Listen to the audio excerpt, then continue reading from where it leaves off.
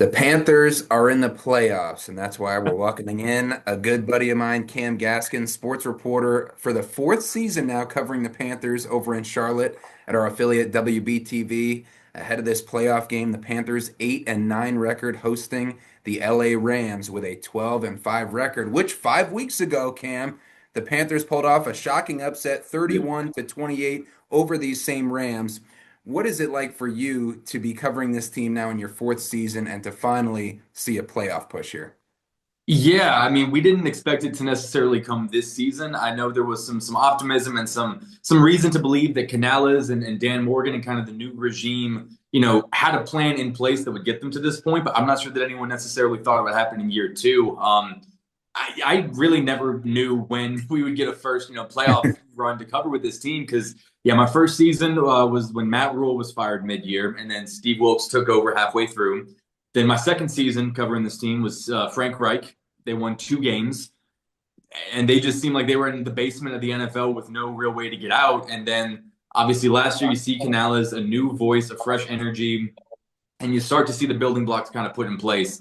And then now again, here we have them, despite the 8-9 record, they're ahead of schedule and they're in a position no one expected them to be in. So it's again, we didn't know when it was coming, but we had a feeling at some point it was going to come. David Tepper has too much money. He's too invested. He was going to find a winning combination. Eventually, it just took a little bit longer than I think some fans were hoping, but better late than never. Yeah, and definitely Panthers fans are feeling like this is a huge accomplishment, even though in the national landscape it's kind of a hee hee ha ha type of thing because the Panthers had two chances to clinch the division title themselves. They lost to the Seahawks, a game we were both at in Charlotte. Then they lost to the Buccaneers. Then, ironically, another division rival, the Falcons, won and Yeah. put the Panthers into the playoffs. So, what's the feeling among the fans in Charlotte? Because they're not thinking that this is some laughable type of thing. They're pretty pumped up, it seems like.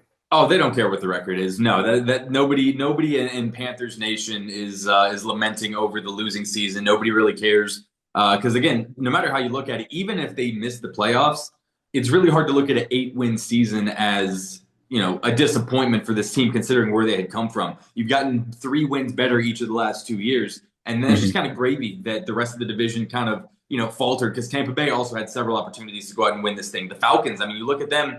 If they just beat the Jets, they're division champions. So a lot of little things Right. kind of had to break right.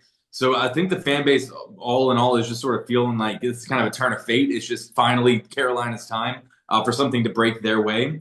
And again, they just feel like things are ahead of schedule right now. So the expectation is the core of this team is young. They're going to stay together for a little bit. Dan Morgan has really been hitting on a lot of his draft picks. A lot of free agent signings have really been immediate impact kind of guys. So again, the expectation is it's not going to be a one and done. Like they're trying to build something sustainable, and the fact that again they got in maybe a year or two earlier than people were expecting, it's just kind of playing with house money is what it feels like. No matter what happens this weekend. So let's get into this weekend a little bit. First with the atmosphere, then we'll dive into the Yeah. game. Bank of America was rocking on that game hosting the Seahawks. Mhm. Unfortunately, they lost 27-10, but did have a chance to clinch the division under their own power with a win. What do you expect out of this atmosphere when you're hosting a playoff game and the first time the Panthers have been in the playoffs since 2017? Oh, it's going to be sold out. I think Mint and Graham Street are going to be just absolutely swarmed with black and blue, and I think it's also pretty nice that you're hosting a West Coast team. So I granted the Rams are probably going to travel a little bit, but it's not like you're hosting, the Cowboys or the Packers or a team that historically have traveled really well to Charlotte. So I think that's going to help a Mhm. ton. But I mean, we're just seeing this season in particular. If you just win some games, this fan base is ready to show up and support. Yeah. You just don't have necessarily the history and the loyalty of some of those older franchises. So it's a fan base that once you put a good product on the field, they will come out and support in droves. And so I fully believe it's going to be sold out. People are going to be there early tailgate and they're going to be loud. I think the 4:30 kickoff kind of helps in that regard. So people might be a little bit rowdier from the tailgating, and they might not might not be fatiguing as much from drinking all day. But Yeah. I think it's going to be a really good atmosphere. We've had again the Seahawks game, the Bucks game before that were both incredible atmospheres with packed stands. So I think it's going to be an atmosphere unlike any we've seen in recent years at Bank of America Stadium. Now diving into the matchup here, Cam. Yeah. One of the rare situations where you have a double-digit underdog at home in the playoffs. The Rams, right now, at the time of recording, favored by 10 Yeah, over the Panthers, even though the Panthers just beat them by 3 about a month ago. But that Rams team seemed to really take the Panthers lightly in that game because yeah. the Rams have been winning like crazy, coming in with that 12-5 record. What are the realistic chances that the Panthers can compete, and what do you think they need to do if they are to compete in this game? So competing and winning are two different things. I think this team will be competitive. I Right. think just the DNA that Dave Canales has infused into this roster is competition. Every single snap, every single rep, you line up across the guy in front of you and you just compete. So I think they're gonna fight no matter what. I think it's incredibly difficult to beat Sean McVay twice. I think that's the thing. Whatever lessons they learned from that loss, they're gonna correct. He's an incredible coach. And they just have a whole lot of talent. I think it's really hard to beat a team twice, especially when it's in the playoffs. Whether or not you want to think the Rams looked at it as a trap game or they were overlooking it, that's up for debate. But I do think it'll be a much different scenario this time around. The Panthers, in their wins, have been winning really close. Their losses, they've been getting blown out. I believe they're the only team in the playoffs this year with a negative point differential. So they have been, again, making some more critical plays than in years past. But again, when it goes poorly, it goes really poorly. And I think you might see something similar again. I think it's going to be a much different game than the first time around, just because the Rams are incredibly talented. Matt Stafford, is probably going to win the MVP this year. He knows this might be the last year for him to go out and get another ring. The defense is also really talented as well. So again, the stories are going to be about the Rams being the favorites, and they probably should be. But I think the Panthers, they're used to this. They've been winning most of their games as underdogs, anyways, this season. Nobody's favored them in the games that they've not been expected to win, and so uh, yeah, I think it'll be a much different script this time around. But don't count the Panthers out by any means. I think it'll just be tough to beat that team twice. I think. Yeah, it definitely will be. And the offense was really clicking. The most points the Panthers scored all season was in that game against the Rams, 31 points. And they have scored 30 points 3 other times, but they ran Rico Dowdle and Chuba Hubbard 40 times for 40 carries combined. Bryce Young threw 3 touchdowns, 75% Yeah. completions in the first matchup. What do you think allowed the Panthers to have so much success in that game against the Rams defense that is usually pretty good? Yeah, well, you touched on it first with Rico and Chuba both getting, combined 40 carries. Dave Canales, since the day he took the job, has been preaching this is going to be a team built around the run. And what we saw last week in Tampa was not that. 19 rushing yards. They did not commit to the run, and that forced Bryce Young into some uncomfortable situations. I think he's at his best when the run game is working. He can work off a play action. He can move around outside of the pocket a little bit.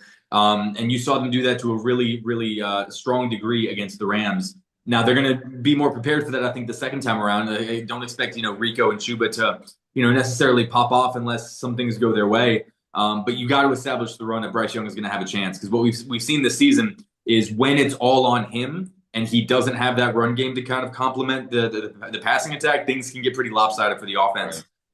So I think you've got to expect them to get back to that, because the run game has really been spotty in recent weeks. Now, granted, the Seahawks have a tremendous defense. The Bucks were playing for their lives last weekend, so they sold out on stopping the run and tried to make Bryce Young beat them.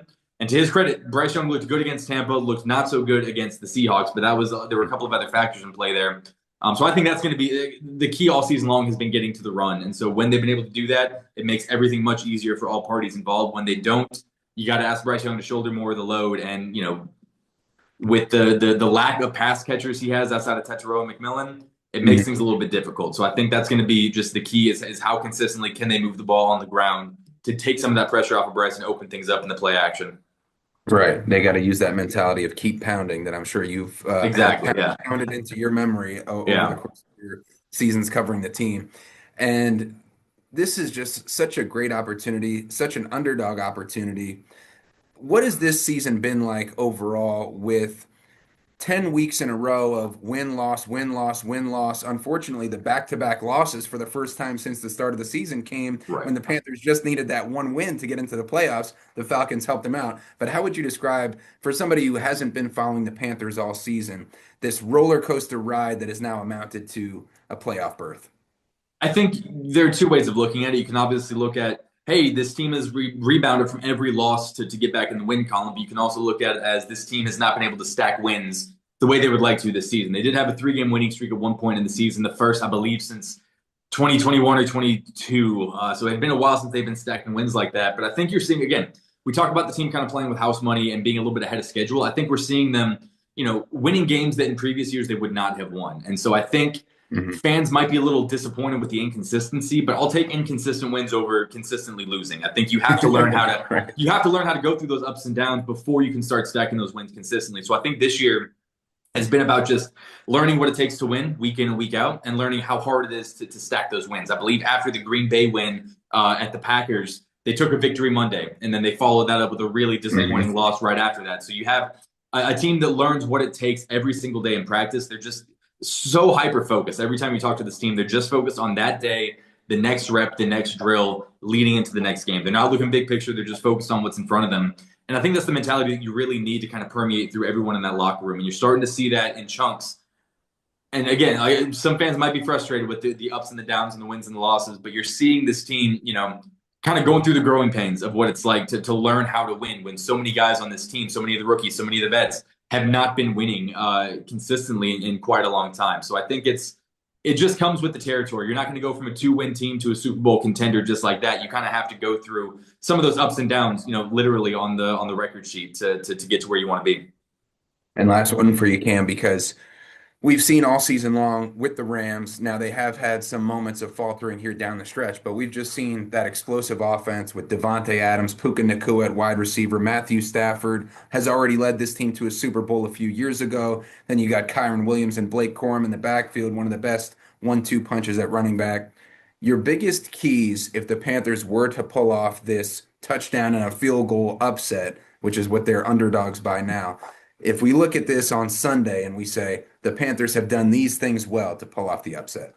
I got to win the turnover battle first and foremost. I think that's been a huge key when the defense is able to force takeaways. That just gives the offense a boost and just really you want to keep Matt Stafford on the sideline for as long as possible. So forcing those turnovers and kind of prematurely ending those drives is a big way of going about it. And then also a key for the Rams offense that might not get talked about enough is Tyler Higbee at tight end. The Hmm. Panthers defense has gotten torched by some tight ends this season. You look at what Kate Otten did last week with the Yeah. Buccaneers. All throughout the season, teams' tight ends they found a way to attack the seam against the Panthers defense.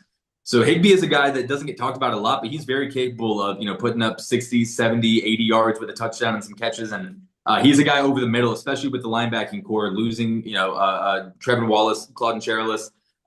You need Christian Roseboom to have a good game. You need Bam Martin Scott to step up. So the linebackers on that tight end spot is going to be a really interesting matchup, I think.